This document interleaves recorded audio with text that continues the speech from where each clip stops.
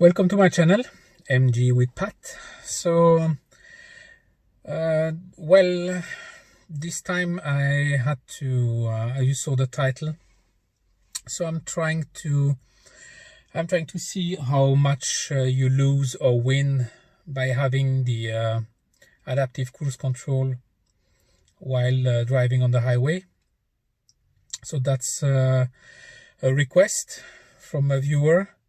And actually, it's in a way my fault, because after I saw the review from Björn Nyland, also called Tesla Björn, saying that there was no brake regen when you have the adaptive cruise control on the motorway, and I replied to a comment saying that well, I don't think that matters that much.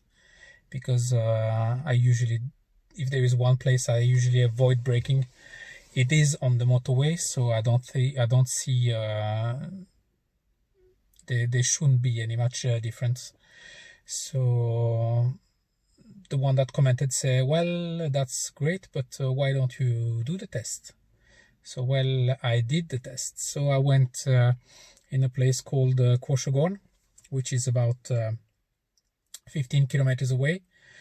So the car was warm, tires were warm, so and I drove on the motorway 2 rounds of 14.5 kilometers. Exactly the same round. I have the features on the GoPro. I can also post it once, but I mean, if you want to see me drive, it's easier to show you afterwards the results.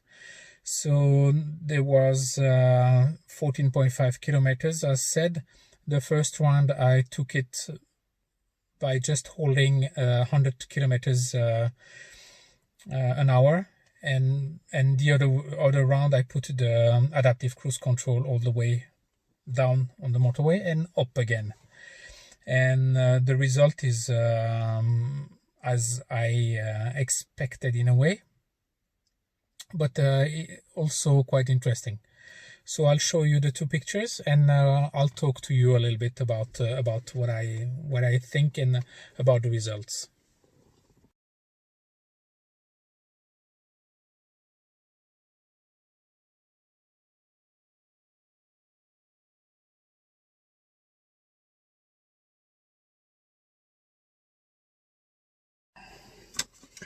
Well, you saw the results. So the first trip was without the adaptive cruise control, 14.5 kilometers on both run, but without ACC, I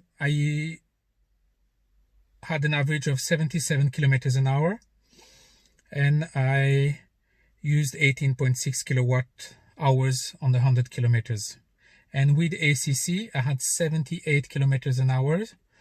There is 1 kilometer difference, and this is totally normal, because if you try to keep the distance, you are most likely to go below the speed limit. But amazingly enough, with the cruise control, on the way downhill, you're always 1 or 2 kilometers above the speed limit, which means that there is 0.1 difference kilowatt use per 100 kilometers. So if we know that the WLTP of the car is 263 kilometers, has a battery capacity of 44.5 kilowatt hours, which means that 1 kilowatt hours should give you 5.91 kilometer, and as it is 0.1, it's 591 meters, meaning that the difference was, I actually lost 591 kilometers by using the ACC on 100 kilometers. So I hope I did my math correctly. Anyway, if it's wrong, I know I will be bombarded with comments, but that's what I found out.